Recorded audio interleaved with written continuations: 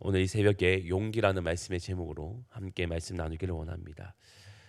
어제 말씀에 베드로가 이방인 고넬료의 집에 가서 복음을 전하고 그 가운데서 성령이 그들에게 임하는 사건이 기록되어 있었습니다. 그 사건은 한 사람 고넬료가 하나님을 믿는 것, 그리고 그 고넬료의 그 가정이 하나님을 믿는 그 사건으로만 끝난 것이 아닙니다.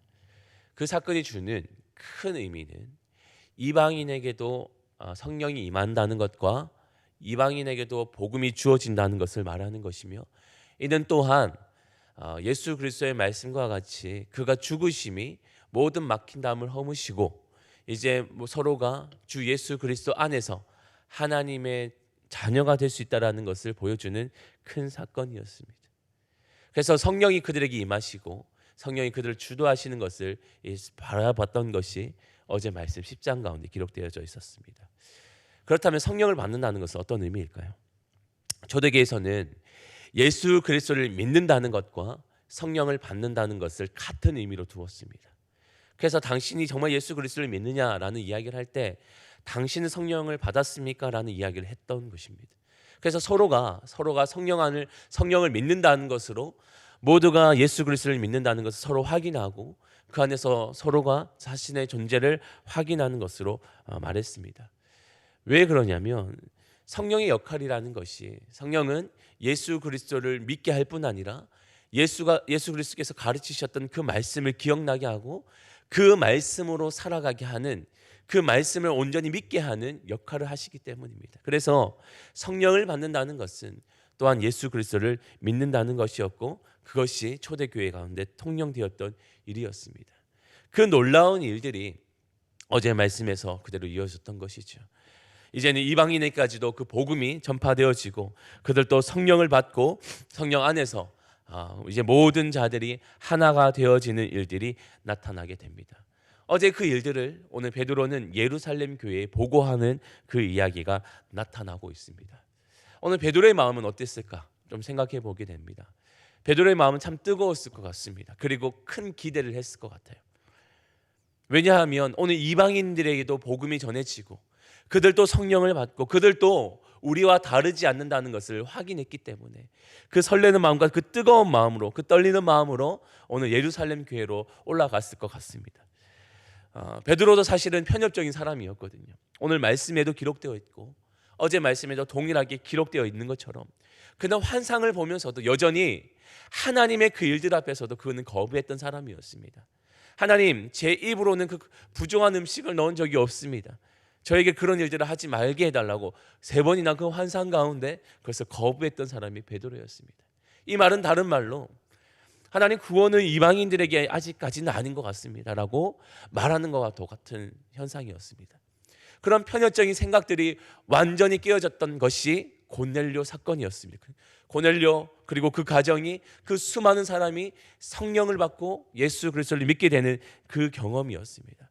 그래서 자신의 편협적인 생각이 완전히 깨어졌던 그 모습이 있었기에 오늘 자신과 같은, 자신의 그 편협적인 생각과 같은 사람이 오늘 유대인들 그리고 예루살렘 교회에 있는 유대 그리스도인들이라고 생각했기에 저는 좀 더 떨리는 마음으로 예루살렘 교회에 올라가지 않았을까 생각합니다. 그런데 오늘 그를 맞이하는 자들의 반응은 어땠을까요? 오늘 2절 3절 말씀이 이렇게 말합니다. 베드로가 예루살렘에 올라갔을 때 할례자들이 비난하여 이르되 내가 무할례자의 집에 들어가 함께 먹었다 하니 라고 이야기합니다. 오늘 베드로가 그리고 함께 겪었던 그 일들이 이미 예루살렘 교회는 다 퍼졌습니다. 이방인들도 복음을 받더라, 이방인들도 성령이 임하여더라 라는 소문이 자자하게 퍼졌습니다. 그런데 오늘 베드로를 대하는 사람들의 이야기는 뭐냐면, 너는 왜 무할례자와 같이 함께 식사를 했느냐, 같이 음식을 먹었느냐라는 이야기를 하고 있습니다. 그들이 복음을 받았느냐, 성령을 받았느냐, 그 중대한 사건에 대해서 사람들은 크게 관심이 없어 보여요. 그들의 관심은 그가 오늘 무할례자, 그 이방인들과 함께 식사를 했느냐 안 했느냐에 더 관심을 갖고 있었다라는 겁니다. 정말 중요한 사건을 잊어버리고 그렇게 이야기합니다. 그렇다면 왜 이 유대 그리스도인들에게는 이 먹는 것이 그렇게 중요했을까요? 먹는다는 것은, 함께 식사를 먹는다는 것은 그들과 함께 그 음식을 대하는 것이고 그 음식 안에서는 정한 것과 부정한 것이 있는데 그것을 함께 먹는다는 것을 의미합니다. 유대인들에게서는 그 음식은 철저하게 구별되어졌습니다. 먹을 것과 먹지 않을 것과 정한 것과 부정한 것으로 구별하여 부정한 것을 입에도 대지 않고 그 식탁에 올리는 일이 없었습니다. 그러나 이방인들은 달랐습니다. 이방인들은 어떠한 음식이든 같이 올려서 먹었습니다.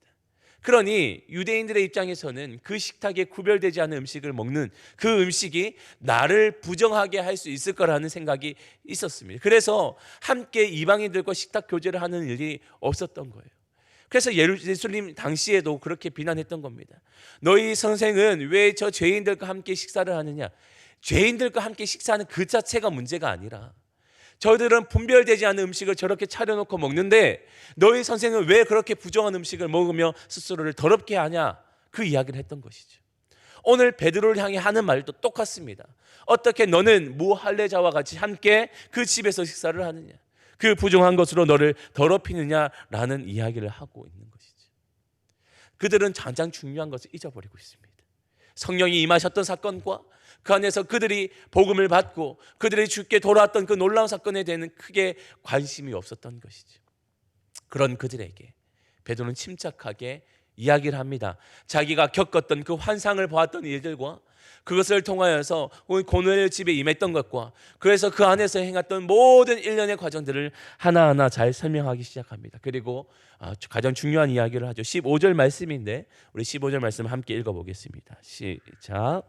내가 말을 시작할 때에 성령이 그들에게 임하시기를 처음 우리에게 하신 것과 같이 하는지라. 아멘.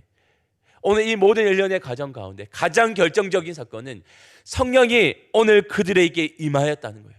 오늘 우리에게 성령이 임하셨던 것처럼 성령이 오늘 이방인들에게도 동일하게 임하였다는 것을 그들에게 전하고 있는 것입니다.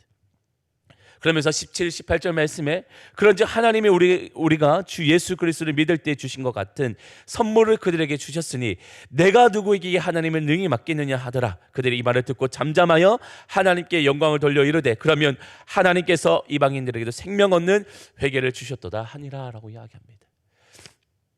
하나님이 성령 그리고 예수 그리스도의 그 선물을 주셨던 것처럼 그 성령의 선물을 오늘 이방인들에게 주셨다라는 이야기를 하며 누구도 그것을 막을 수 없다라는 이야기를 하며 오늘 그들에게 전하고 있습니다. 성령 받는 가장 중요한 사건을 그들에게 일러주고 있어요. 그들에게 관심이 없었던 그 성령 사건을 오늘 그들에게 전하고 그들에게 전파하고 있습니다. 근데 참 그 이야기를 듣는 사람들의 반응이 참 중요합니다. 그 이야기를 듣는 그들은 잠잠하게 그 이야기를 듣고 있어요. 잠잠하게 하나님 행하셨던 일들을 듣고 있습니다. 그리고 마지막 하는 이야기들이 이방인들에게 생명 얻는 회개를 주셨구나. 그들은 그 사건들을 받아들이기 시작합니다. 자신의 편협적인 생각, 그들을 더럽게 하냐 더럽게 하지 않느냐 음식의 문제를 논하던 그들이 이제는 성령이 행하셨던 일, 하나님이 행하셨던 일, 그들을 믿게 하셨던 그 놀라운 사건에 대해서 받아들이기 시작합니다. 자신의 생각들을 다 깨어부수고 이제는 하나님 행하셨던 일들을 온전히 받아들이기 시작합니다. 그러면 하나님께 영광을 올려드리는 사건으로 그 이야기를 마무리하고 있습니다. 저는 오늘 이 말씀 가운데 이 편협된 생각들을 깨는 그 사건이 너무나도 중요하다고 생각합니다. 우리도 때때로는 편협적인 생각으로 치우칠 때가 있거든요. 우리는 하나님을 믿는다고 말하며 복음의 능력을 믿는다고 말하고 또한 성령이 우리에게 우리 삶을 주도하고 계신다고 말하면서도 우리는 때때로 성령의 인도하심과 그 성령의 이끄심에 대해서 부정할 때가 있어요.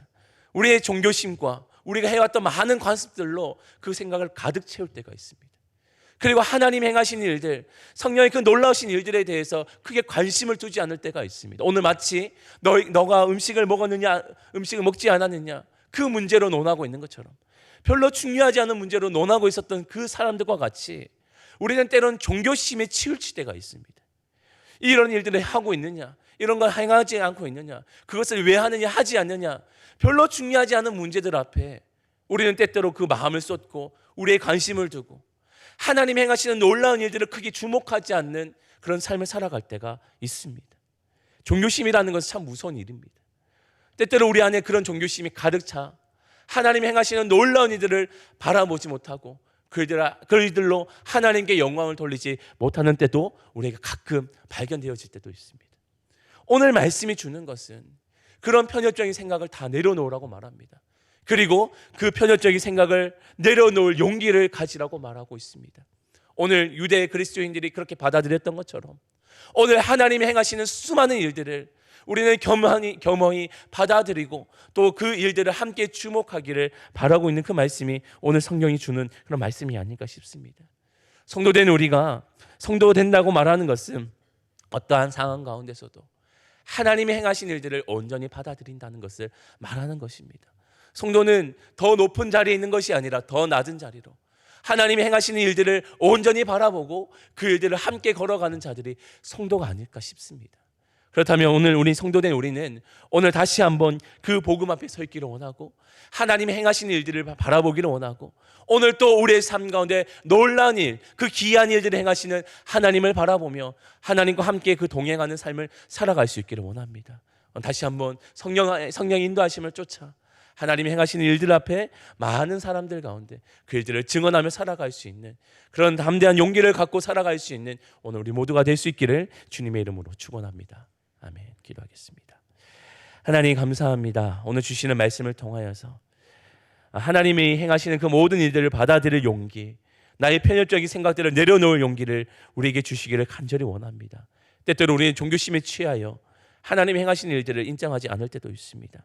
하나님 그릇된 모습이 있다면 그 모든 생각을 내려놓게 하여 주시고 오늘 또 우리 안에 선한 일을 행하시는 하나님의 일을 주목하며 바라볼 수 있도록 하나님 인도하여 주옵소서. 그리고 그 담대함으로 이제 많은 자들에게 주 예수 그리스도를 증거하며 살아갈 수 있는 우리의 삶이 될 수 있도록 또한 인도하여 주옵소서. 그렇게 오늘 한날의 삶을 하나님 인도하여 주실 줄 믿사오며 거룩하신 예수님의 이름으로 기도합니다. 아멘.